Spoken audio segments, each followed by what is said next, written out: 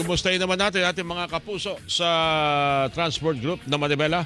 Ang kanilang chairman na sa ating linya, si Sir Mar Valbuena. Sir Mar, kumusta ka na? Magandang umaga sa iyo. Si Orly Tinida dito sa Radyo na TV pa. Magandang umaga, Sir Orly. Opo, on the way po kami sa mga strike centers ngayon para maglatag po ng protesta. Ay, salamat. Kumusta ba? Ang inyong grupo, I understand, meron munang papasada o dediretso na sa inyong kilos protesta ngayong umagang ito? Diretso na po kami sa kilos protesta, Sir Orly. Mga... Opo. At doon na magpo-protesta, nakita naman natin kahapon yung epekto ng kung talagang walang masasakyan, talagang mahirapan po ang ating mga kababayan. Opo. Sa panig ng Manibela, ano yung mga lugar na dapat paghandaan na maaring magpadala siguro ng pwedeng libreng sakay ng mga pasahero? Siguro ho, yung pinakamalaki na yung Commonwealth Avenue kasi napakarami po niyan na hindi kami bumiyahe kahapon ay talaga hong wala hong masakyan yung ating mga kababayan. At sana ang gobyerno, alam naman natin pagka ganitong may strike, wag lang yung bibiglain sila. Pinaghahandaan naman po nila, Sir Orly, kahit papano. Pero ngayon, sa lansangan, talagang makikita natin na kung mayroon mang bumibiyahe, yun ay yung mga bus na lang ang nakikita natin. Kung may mga jeepman, ay hindi ito yung mga miyembro natin. Pero sa ngayon, wala ho talaga kami nakikita na biyahe po ng mga kasamahan namin. Sir Mar, may pinirmahan na kahapon ng Pangulo. Ano ba ang inyong inaasahan? Ano ang inyong tinitingnan dito sa maaring mangyari sa pagpirma ng Pangulo dito sa kapangyarihang isuspend o bawasan ng excise tax? Sir Orly, yung paglilinaw lang dito, pinirmahan pa lang ng ating Pangulo at wala pang direktiba na suspindihin niya ito at ang tanong po ba ay maiibsan na yung pagtaas ng presyo ng petrolyo, makokontrol na po ba natin yung pagtaas nito at yung mga oil companies po ba ay mababantayan na natin yung kanilang pagtataas ng presyo. Yan po yung mga katanungan po natin dito bukod sa pagsuspend ng excise tax ay mabantayan itong mga oil companies.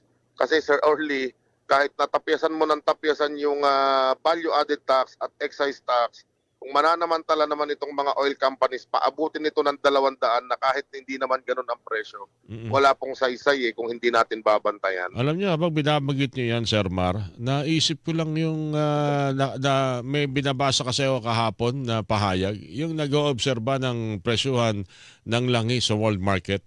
Mataas pala talaga tinaas sa Pilipinas kumpara sa ibang Asian countries. Kaya hindi talaga malayong isipin ng ilan sa ating mga kababayan kung oo, may pagtaas, pero tama ba itong pagtaas na ipiniiral dito sa ating bansa? Yun ang medyo napapaisip tayo kahapon eh. Tama po kayo, Sir Orly, no, na yung itinataas ba ay kapareho nung itinaas sa sobra ba to? kapitbahay nating bansa. At kung makikita natin, Sir Orly, dito sa atin 120% ang itinaas samantalang sa 129? ibang Ito pinakahuli. kapitbahay nating bansa ay 5 to 10% lamang, Sir Orly. At mukhang pare-pareho naman tayo ng kinukuhanan o bakit hindi tayo doon sa mas mura kumuha na kalapit bansa lang din natin na hindi naman yata tayo direktang kumukuha sa gitnang silangan. Napaisip lang ako kahapon kasi merong 60, 70, may 80%. Mula nung nagsimula yung gera sa gitnang silangan. Pero ang Pilipinas ang number 129 to 130%. Kaya siguro, anyway, baka naman meron tayong hindi nalalaman dyan, lalo-talo na yung cost of production and peso-dollar exchange rate. Pero kung ating titingnan, pag nilimi-limiin yung mga detalye, mga binabanggit sa mga kumakalat ngayon sa social media, mukhang kung meron dapat pagwawastong gawin, siguro tingnan ito at pag-aralan ito at ipaliwanag ng Department of Energy, Sir Mar.